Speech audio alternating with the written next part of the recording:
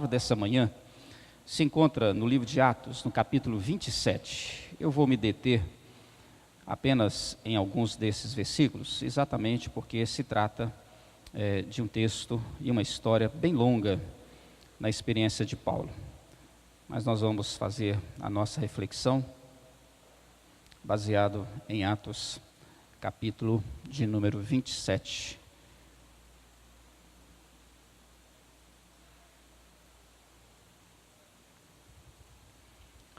Atos 27, 21 a 26, diz assim: Visto que os homens tinham passado muito tempo sem comer, Paulo levantou-se diante deles e disse: Os senhores deveriam ter aceitado o meu conselho de não partir de Creta, pois assim teriam evitado este dano e prejuízo.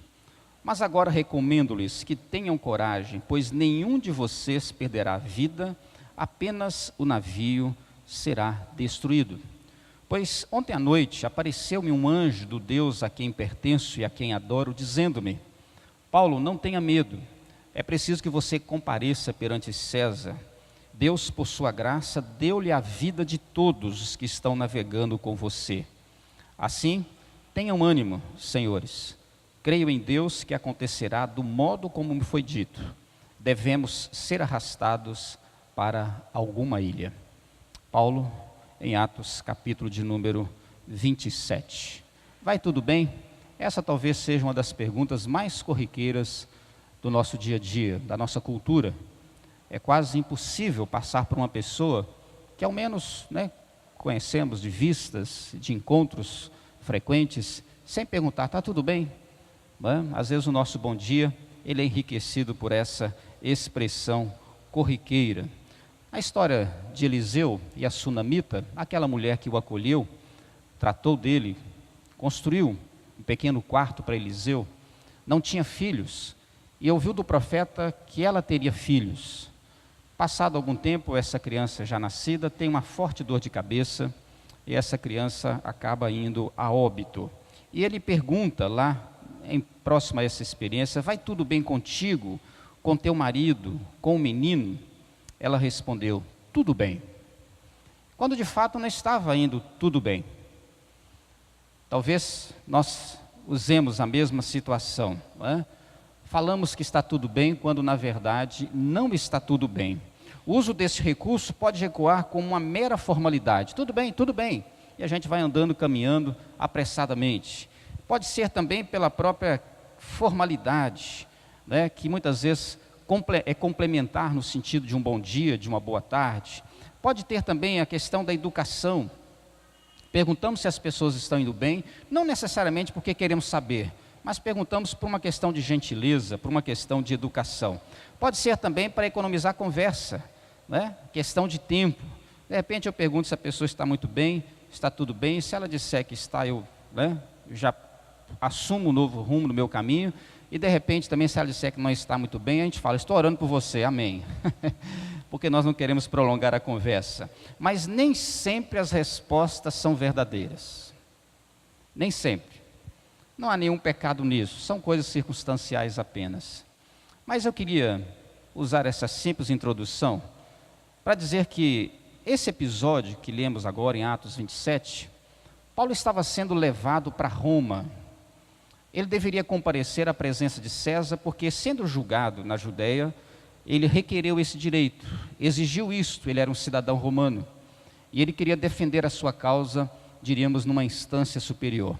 Aliás, nós entendemos muito bem de instâncias, e como entendemos. A diferença é que as nossas instâncias não estão valendo mais nada nesse país. Mas voltando aqui à história de Paulo, sem reclamar do país, ele é levado como prisioneiro. E interessante que ele estava ali cercado com mais de 260 pessoas prisioneiras. A princípio, quando ele sai rumo a essa viagem, ele já recebe de Deus uma direção de que essa viagem não seria tão simples, porque havia uma grande tempestade se manifestando. Na verdade, um tufão, Euroaquilão era o nome do danado. E esse tufão fez um grande estrago na embarcação que Paulo estava, juntamente com todos os prisioneiros. Mas um anjo do Senhor diz a Paulo: Paulo, fique tranquilo, descanse, confie, porque nenhuma vida se perderá. E Deus diz a Paulo que eles seriam salvos, exceto o navio. O navio é completamente destruído, mas a vida das pessoas, ela é preservada. E apesar da destruição, diz a palavra que eles conseguem chegar à ilha de Malta. E quando chegam ali, por incrível ainda que pareça, eles são sustentados por bárbaros, são ajudados, vamos colocar assim um breve comparativo, pelos piratas daquela época, homens cruéis. E Deus cumpre a sua palavra na experiência de Paulo e de todos aqueles que com eles estavam. Se as coisas não vão bem, e é o que chama a sua atenção, a confiança te mantém. E é exatamente isso que acontece com Paulo. Paulo não tinha onde se agarrar. Humanamente falando, ele não tinha um recurso sequer, exceto os destroços do navio, algumas tábuas. Para você ter uma ideia, esses homens lutaram durante 14 dias ininterruptos, sem descanso, para tentar salvar as suas vidas. Jogaram toda a mercadoria, todo o peso que o navio tinha, para quem sabe assim salvar alguns. Tentaram jogar a sua âncora, nada disso resolveu o problema. São aqueles momentos em que as coisas não andam bem. Mas o que é interessante é perceber a postura espiritual deste homem que, diante da sua confiança no Senhor, ele consegue estabelecer dentro de si exatamente o oposto do que acontece fora de si. Enquanto o mar era tumultuoso, enquanto o tempo era tempestivo, enquanto ventos, ondas, marés, enquanto os recursos eram precários, Paulo se mantinha muito bem, apesar de tudo. E essa pequena história me ensina algumas lições. Primeira coisa, se as coisas não vão bem, a confiança te mantém. Ela preserva a vida com sensatez e equilíbrio emocional. No verso 20, Paulo vai dizer que não aparecia nem sol, nem estrela por muitos dias, e continuava abatendo sobre eles uma grande tempestade, a ponto deles perderem toda a esperança de salvamento. Pouco antes do amanhecer, diz o verso 33, Paulo insistia com os homens que trabalhavam arduamente na tentativa de preservar suas vidas. Hoje faz 14 dias que vocês estão em vigília constante, sem nada comer. Agora eu os aconselho a comerem algo, pois só assim poderão sobreviver. Nenhum de vocês perderá um fio de cabelo sequer. Verso 34. A confiança que Paulo tem preserva a sua mente, impede que o desespero tome conta da sua razão, do seu coração. E é interessante que a sensatez e o equilíbrio emocional de Paulo influenciaram a todos, porque de certa forma a paz que ele tinha dentro dele acontece também no coração dos demais, daqueles que com ele estavam. Eles praticamente estavam sem esperança, mas começam a recuperar ânimo com as palavras de Paulo, apesar da realidade mostrar e confirmar que nada estava indo tão bem.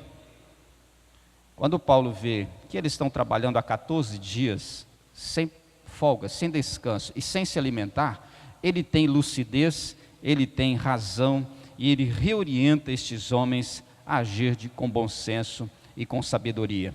Através da palavra, Paulo reorienta estes homens a fazer no momento o que era mais ideal e cabível. Quando eu estabeleço e firmo a minha confiança em Deus, eu consigo pensar, analisar, especialmente dentro de uma coincidência providencial para aquele momento. O que eu penso, o que eu arrazoo, o que eu raciocino, usando esta habilidade cognitiva, eu tenho de Deus as respostas, ou pelo menos a orientação para aquilo que eu estou vivendo. A sensatez é fruto dessa confiança, e ela oferece aos dias tempestuosos algumas coisas imprescindíveis. Primeiro, um novo horizonte, uma nova esperança. Se não havia como salvar o navio, se não havia como acalmar a tempestade, Paulo descortina diante destes homens, fazendo-os enxergar aquilo que ninguém podia enxergar. Nenhum de vocês vai perder a vida. Quando tudo dizia o contrário, nós vamos morrer. E Paulo garante ao coração destes homens: fiquem tranquilos, porque ninguém se perderá. Aliás, nem um fio de cabelo cairá da vossa cabeça. Há também, nesta expressão de confiança no meio da tempestade, fazendo uso da sensatez, um equilíbrio emocional, uma estabilidade emocional que vai dando corpo e robustez aos pensamentos e à razão, de forma que pensamentos e razão não são escravos, não são dominados, não se deixam prevalecer diante das emoções. Ainda que as circunstâncias sejam negativas, a mente é preservada em isenção. As perplexidades, os problemas, as lutas não afetam o coração e a mente de Paulo. O contrário disso, o que é próprio do desespero, é que a pessoa se perde completamente. Ela não sabe o que fazer, não sabe o que vai acontecer. Há também uma renovação de forças. Enquanto o desespero, o desequilíbrio racional leva à exaustão, o equilíbrio emocional vai produzindo forças para aquilo que realmente nós precisamos. Em outras palavras, no meio do barco e da tempestade, só Paulo, o que confia, consegue pensar, discernir e discriminar o melhor para aquele momento. Exatamente porque essa sua habilidade pensante é resultado da sua confiança no Senhor. Ele creu em Deus e creu naquilo que o Senhor dissera: ninguém vai morrer.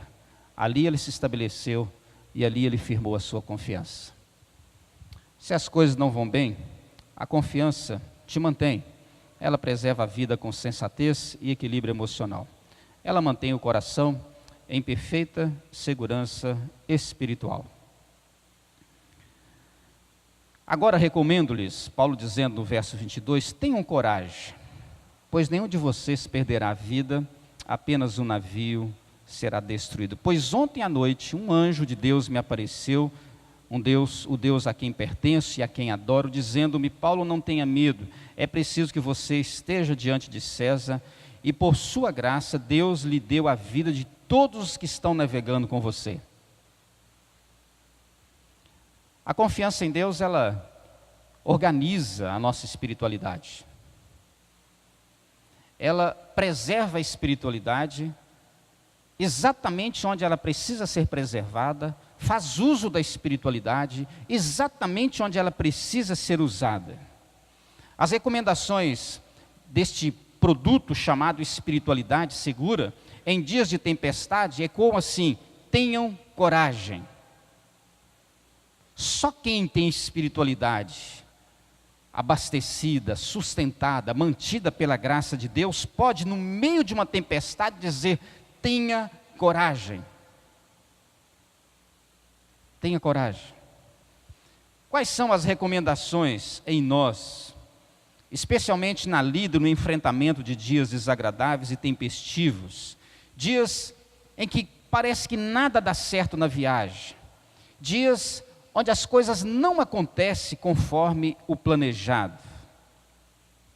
A espiritualidade de Paulo, ela tem um apoio, ela tem uma presença, e essa presença é atuante da parte do próprio Deus. E é importante que saibamos, mesmo que não tenhamos a experiência de Paulo, de ver anjos, mas Deus está presente. Mesmo que Deus não nos fale audivelmente, mas Deus nos fala espiritualmente. E eu quero chamar a sua atenção, porque este anjo que aparece é, na verdade, a certeza da presença de Deus. Até se ele não aparecesse, é a certeza de que nós podemos contar com o Senhor. É o indicativo de que Deus se importa conosco, especialmente quando as circunstâncias que enfrentamos são adversas. Deus não nos deixa.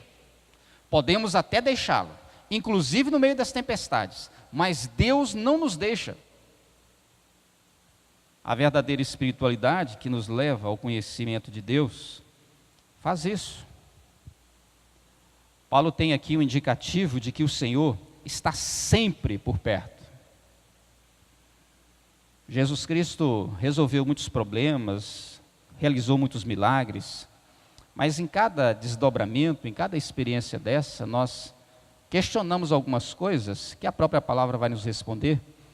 Por exemplo, nesse episódio, por que será que Deus não deu a Paulo a capacidade de orar para que o mar se acalmasse?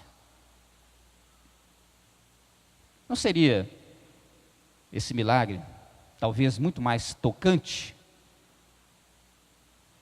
Porque Deus tem os seus propósitos. Era necessário que todas aquelas pessoas passassem pela tempestade.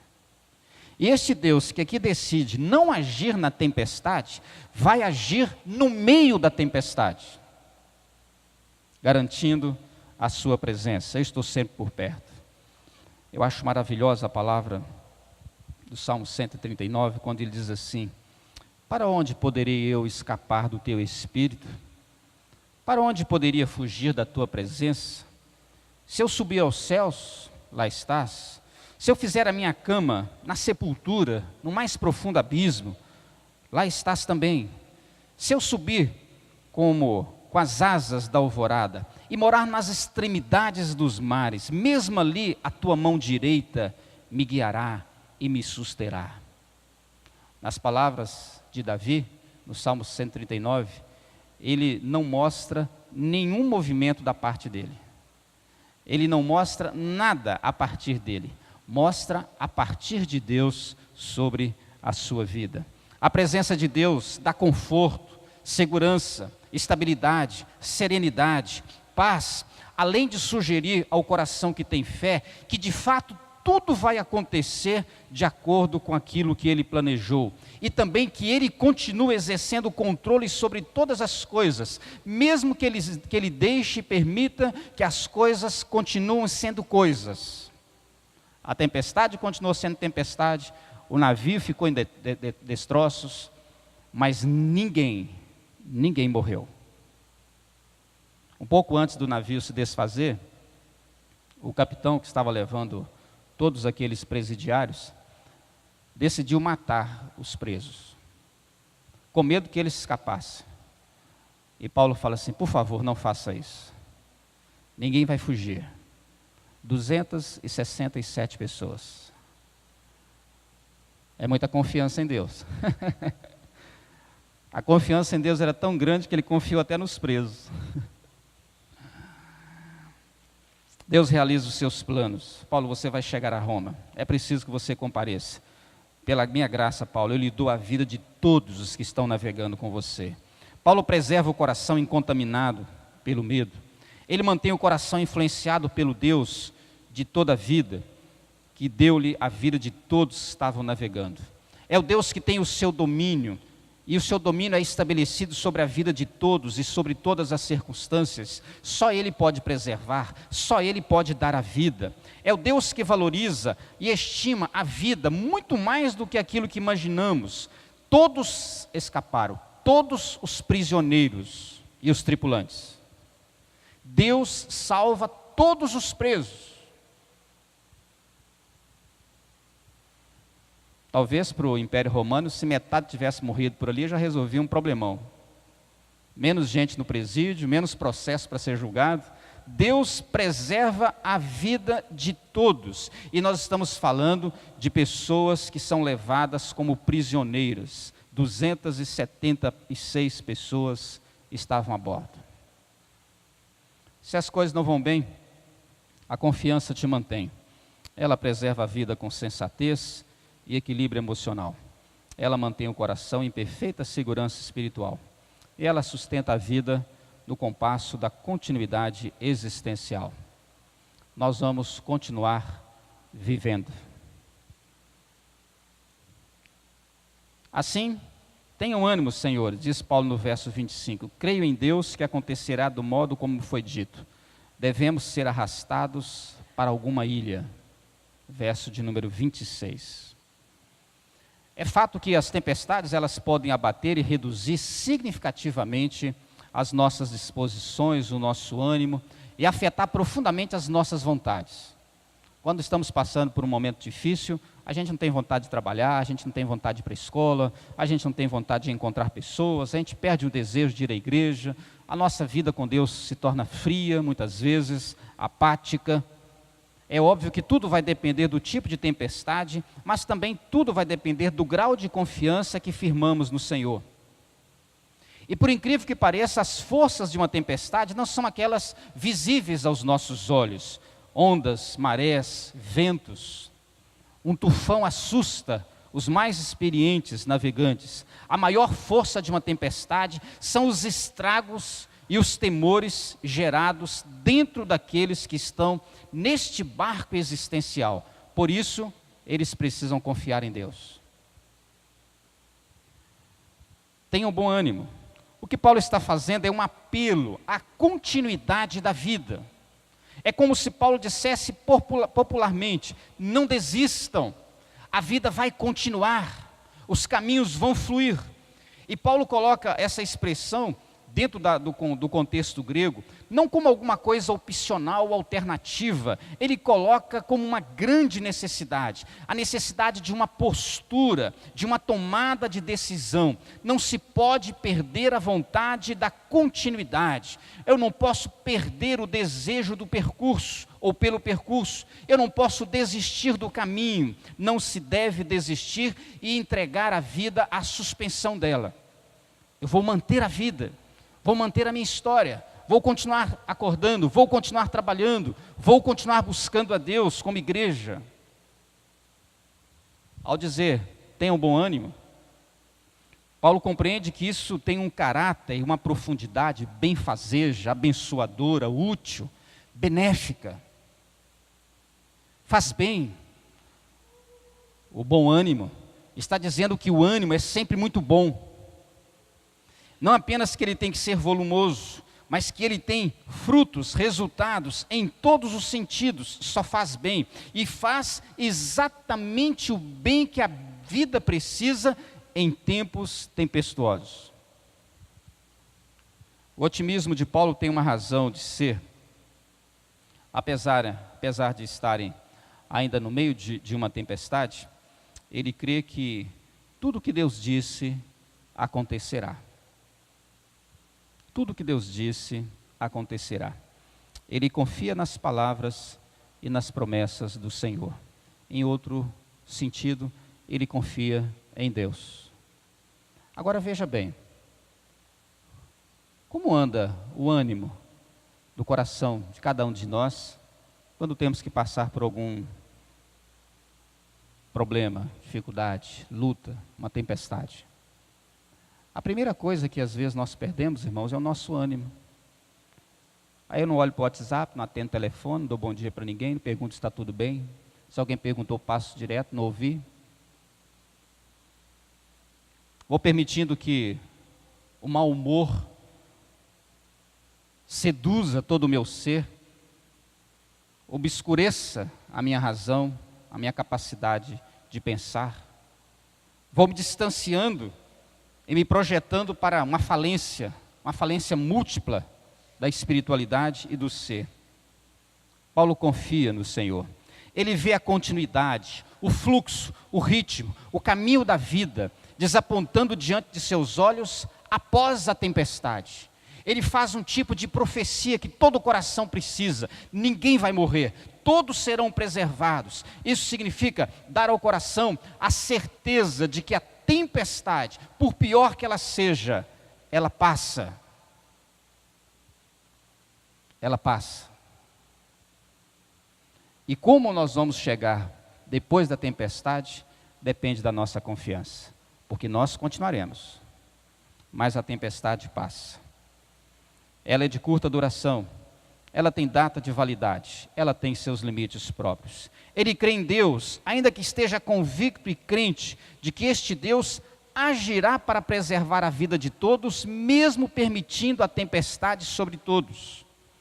Ele não apenas crê em dias melhores, mas ele crê em uma vida melhor. Ele não aguarda apenas a cessação da tempestade, ele não espera apenas colocar os pés em terra firme.